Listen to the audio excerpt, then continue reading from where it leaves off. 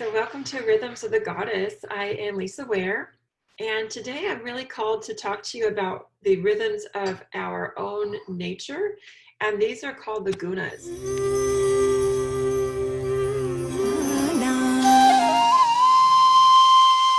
And we also are going to talk a little bit about the energy bodies, not the chakras. This is related to the energy in the yoga practices from the Vedas, and these are called the koshas. And so I don't know if you're familiar with the koshas or the gunas. And if you have any familiarity with any of the things that we're talking about, or if you have any questions, then jump in and comment in any of the comments below, and we'll be sure to answer all of your comments. So today I am just speaking to the rhythms of the cyclical nature of the seasons.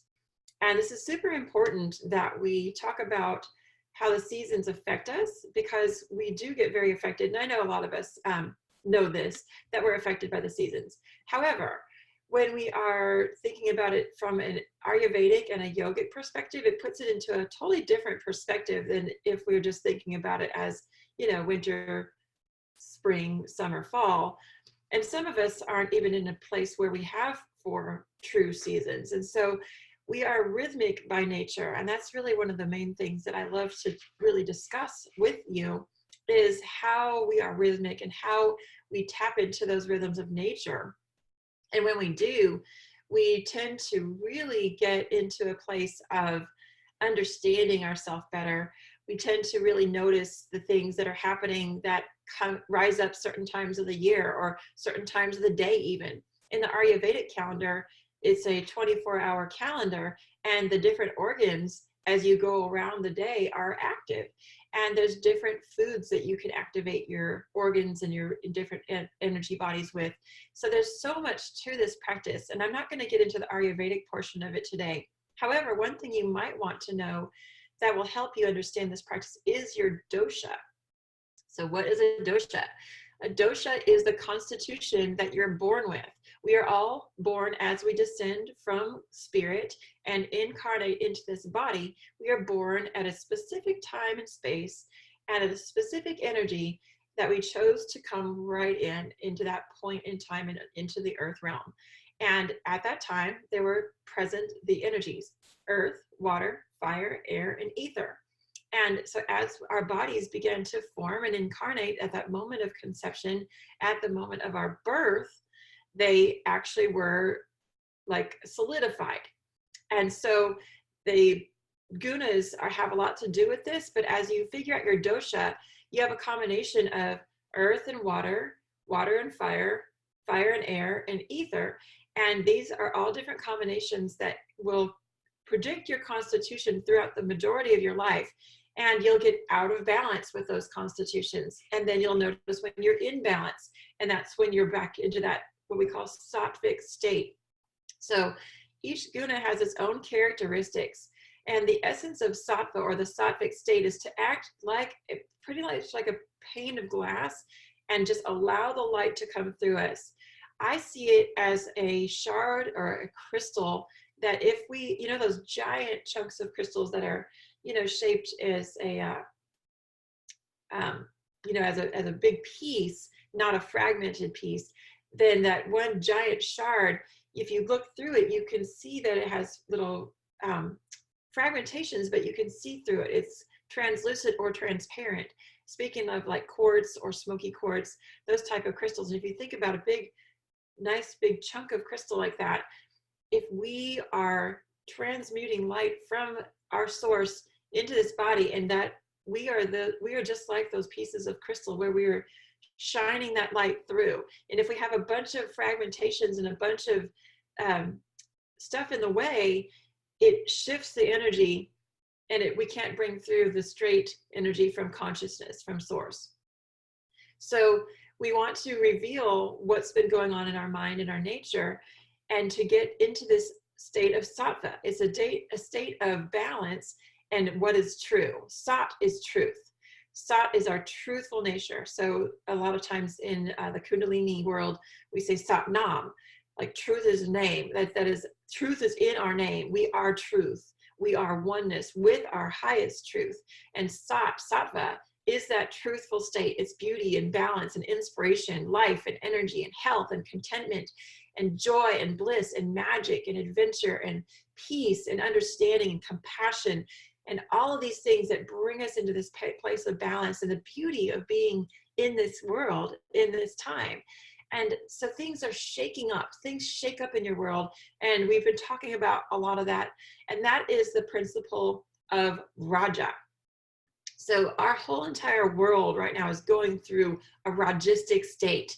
Mother Earth herself is going through a Rajistic state.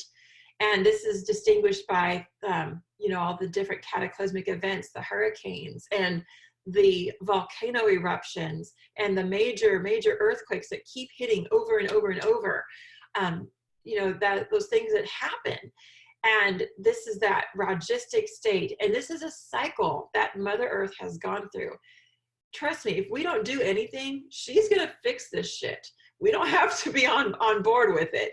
But if we do want to have a peaceful and a sattvic life while we're here, we do need to resonate with the energy of what's going on with the earth.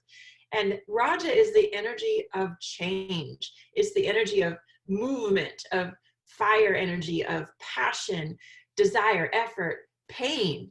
Pain points especially tap into your Rajistic nature. When you are going through chaos and pain, then you know that you really, really desire to get back into that state of truth, Sat, right? And so this Sattva is increased spiritual understanding. It's the opposite of ignorance, Tamas.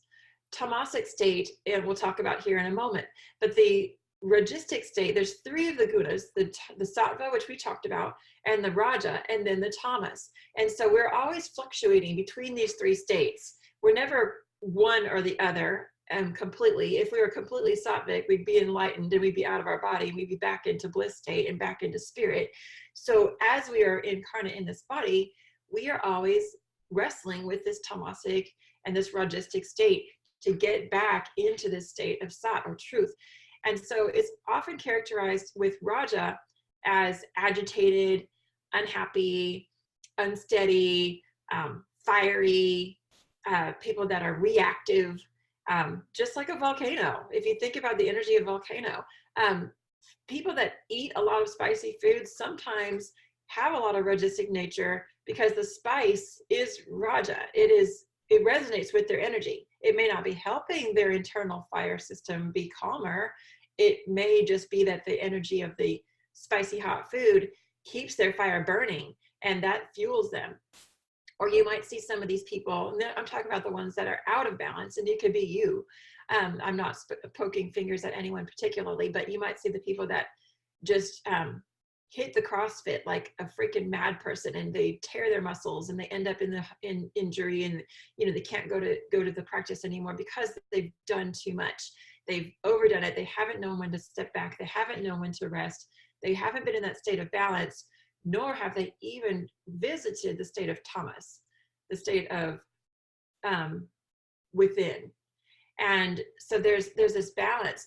You might see somebody that continually is agitated and fiery, irritating, just continually aggressive, overly aggressive, projecting their emotions onto other people in your workplace. So those are Rajistic characteristics. And if you can dig deeper into the practices, then those practices that people tend to gravitate to when you're already in a super Rajistic state tend to keep that fire energy up, because the fire energy runs on the adrenal system. And usually when you have way too much fire, your adrenals are fatigued and you're running on burnout. So have you heard the term burning the candle on both ends? So that's what happens when you have too much rajas. You're burning it from the top, you're burning it from the bottom. You're literally burning yourself up. It happens when people overdo a hot power yoga practice.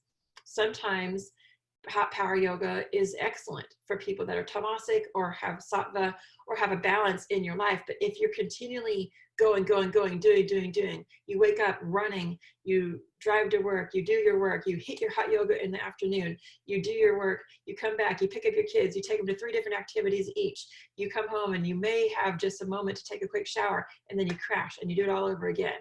And your mind is racing because you can't sleep. And then you hit your hot yoga practice again and again and again, raising that fiery energy, raising that challenge that you push into your life. And there's not any time for reflection. So there's different types of practices that are appropriate for different types of these energies.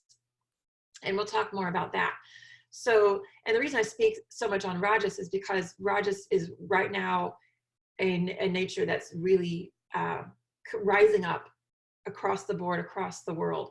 So Tamas is the opposite of that. So Rajas binds us to attachment, the fruits of our action. People that have Rajas tend to, Rajas overload, tend to be really married to their career. They don't necessarily have identification of their own persona outside of something that they produce. So, and then, you know, there's bits and pieces of all of this. So you don't have to necessarily have one solid focus, and this is not one personality type. This is just simply an overseeing nature. So if you feel yourself called out, just realize there might be some truth in there. There might be some truth in there, but it's not necessarily saying, hey, you need to change, you need to fix yourself. That's for you to do within your own work. So let's talk about tamasic state. This is the place where you can't really feel woke because you are concealed. You're just in this kind of a veil, this kind of dullness over you, and you just, depression falls in here. The ignorance to, through its power to obscure. It's you know not that you know not in this state. It's very, very heavy, dense.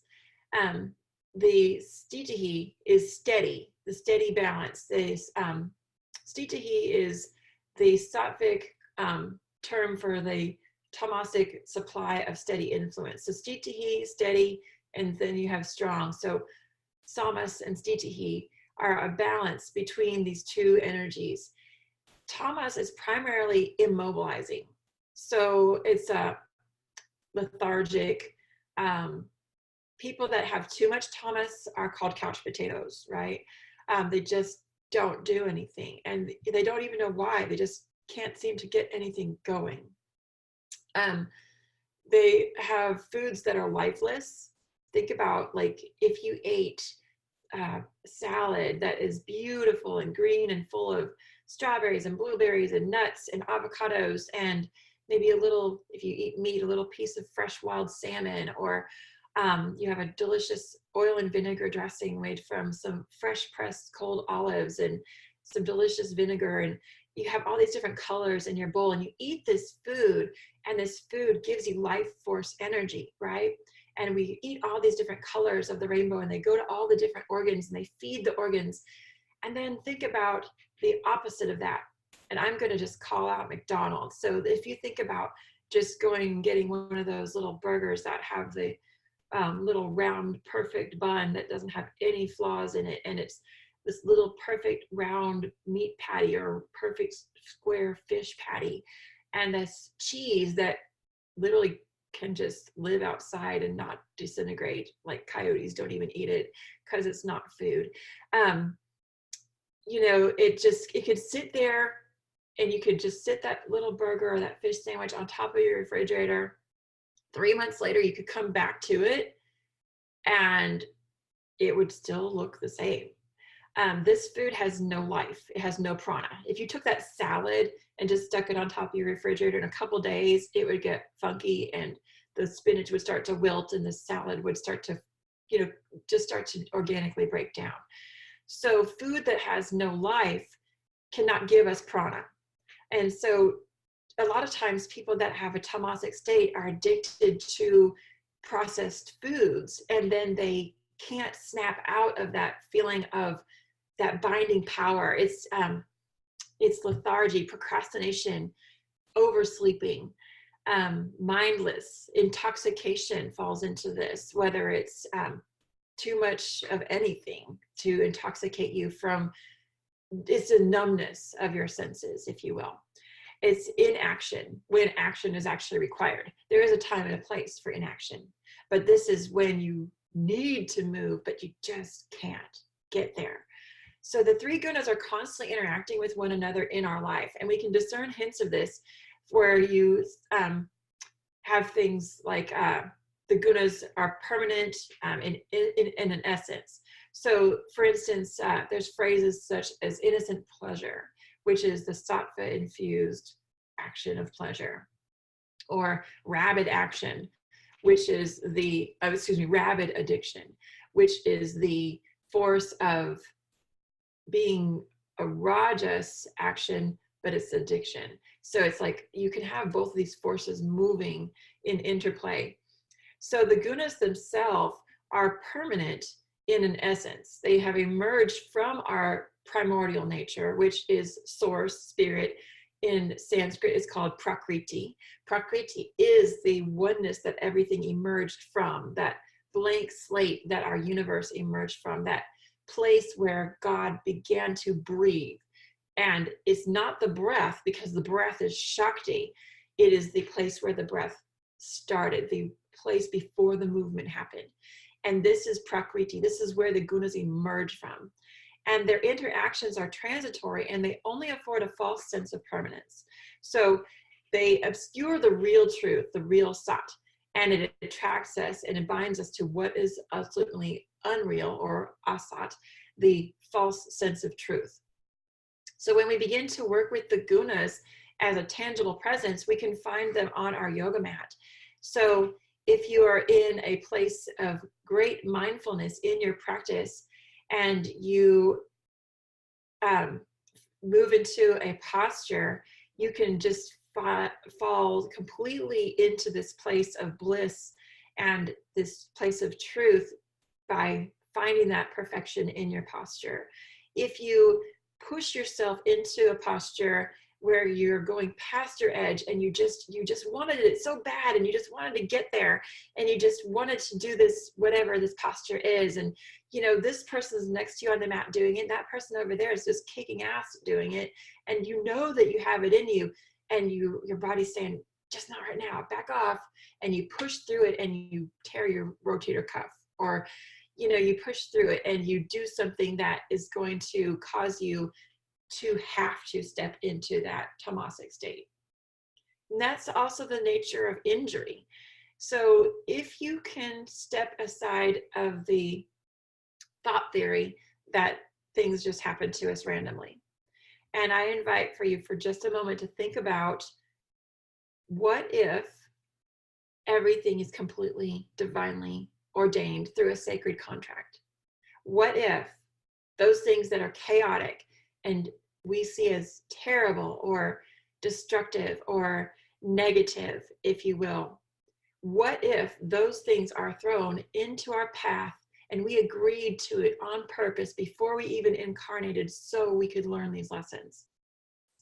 I know that might be a shock and a mind blow for some of you, and some of you are like, yeah, that's how I live my life, right? And I'm probably preaching to the choir here, where most of you and that are on my channel are viewing this and are like, yeah, I totally agree. But if this is new, or if you're a visitor to my channel, that might be new information. And so thinking about that you can think about things either in a destructive, negative way and be like, God, my life sucks, FML, hashtag FML. That hashtag is so negative and so like, why would even somebody say that? Why would you say that to yourself? You can think about it in a different way. And so you shift your thinking and say, you know what, that was put in my path for a reason. And you have a choice to either act upon it, the energy of rajas, to go back to sleep. I didn't see it. I don't even know what that means. I'm going to just go drink. Tamas. I'm going to just go get stoned. Whatever your thing is, I'm just going to go have sex and I'm going to forget about it. Whatever your thing is, that's tamas, stepping away from the unconsciousness. Or you can say, you know what, that was appointed to me. That person that really gets under my skin, that person that consistently shows up in my life to piss me off, is here for a lesson. And that person's purpose is for me to wake up. And that happens to you on the mat in your yoga practice. And that's why we have this little microcosm of this 6 foot by 2 foot place where we have this little mat, that we have this place where we have these experiences within our own self through the essence of posture, through the essence of breath. And as we're practicing these things on the mat and we're learning, oh, you know what, I'm not going to push through and force myself up into a handstand and throw out my back, or force myself into scorpion and throw out my low back, because I know my back is not ready for that. And I know my mind is not ready to move into that place because I feel like I'm pushing through it for the wrong reasons. So for instance, a really good pose to take into example in this kind of pushing action is foot behind the head pose. So many of you are like, dear Lord, if I ever put my foot behind my head, I would probably have to go to the emergency room, right? So, but those of you that have practiced yoga for a long time have seen that pose become attainable. Not that it was like ever a goal in my life to put my foot behind my head, but little kids do it all the time. Like they're just on the ground, they're just like, you know, the little leg goes up there and you're like, wow, that kid is so bendy, you know, and then we kind of forget and we harden up and we become unwoke as we get older, you know, after 4, 5, 6 years old, and so many people telling us, oh, that's not real, that life that you live, that magic is not real. And then you forget, oh, I don't know how to put my foot behind my head anymore. And then we have to relearn all these things, and we have all these things that have to shift and happen. And then one day, through the practice, through the beauty of grace, then we're just sitting there and happy baby, and we just, boop, our foot just goes right behind our head. And we're like, no way, that just happened. Like I didn't even have to try. It was just attainable. It was there because I was in that sattvic state. I wasn't pushing it. I didn't tear my gluteus medius. I didn't do anything to force it. It just was there. So postures can be such a teacher for us. And that's why we have practice time on our mat. And that through my online training program is why you have to embody these practices to move forward organically through these teachings, because unless you've embodied it, you can't share it with other people. So the purpose of Gunas, just to wrap up, is identifying the sattvic, the rajasic, and the tamasic aspects of a yoga pose, and then cultivating both the rajas and the tamas in the service of your highest truth, in the service of yourself, in the service of the greater self. You surrender at that moment. And that's at that time where you just get into that full splits, the Hanumanasana, and you can raise your arms above your head with victory and joy, just like Hanuman. And you're in that posture and you're like, wow, I'm here. But then if you spend too much time celebrating that you're there, then you're right back out of it. So it's that not finding that roller coaster of being too high and like, yeah, this is awesome, and being too low, my life sucks, you know, I can't get out of bed. There is a balance. So there is also too much highs. So you've got to have that balance between both of them. So even when you're in that place of celebration, you're not going to flip out and just, you know, go, you know, of course there's a time and place to go super crazy and be super happy. I'm not saying that. But what I'm saying is that in your practice, in your yoga practice, we don't beat ourselves up when we can't get into a posture, nor is it that big of a deal that we got into foot behind the head pose. It just happened. And it's just a pose, you know? So there is a surefire way of advancing your yoga practice on and off the mat by practicing the state of sat, the state of truth, the state of sattva. And so once we identify those places within our yoga practice on our little 2x6 place of bliss, I like to call it, on our mat, then we can begin to cultivate the rajas and the tamasic state and find that sattva just within that practice. And then we start to reflect and find it when we're off of the mat as well. So this is a way for us to see these 3 qualities by simply improving something as simple as a seated forward bend. And then you can insert these same principles of self-observation into our daily life off of the mat which will transform every aspect of our daily life. So with that being said, I would love to have your comments on this. This is something obviously I'm very passionate about. I have a resource for you, and there's an article on Yoga International.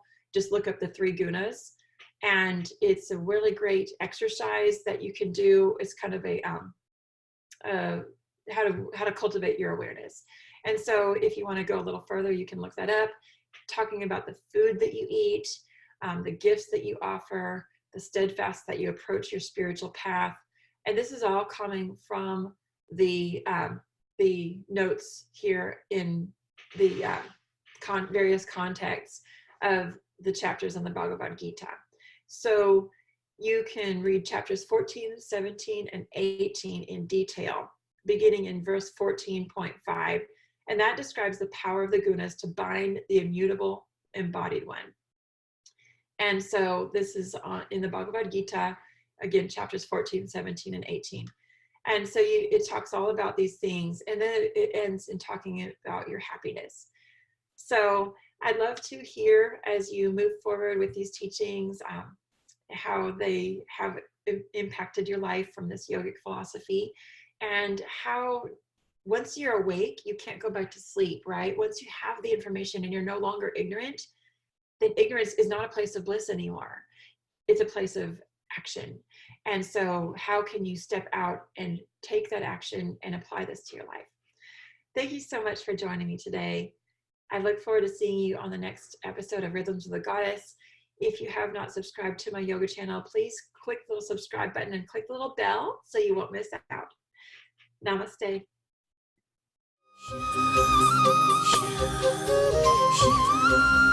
Shine, shine, shine.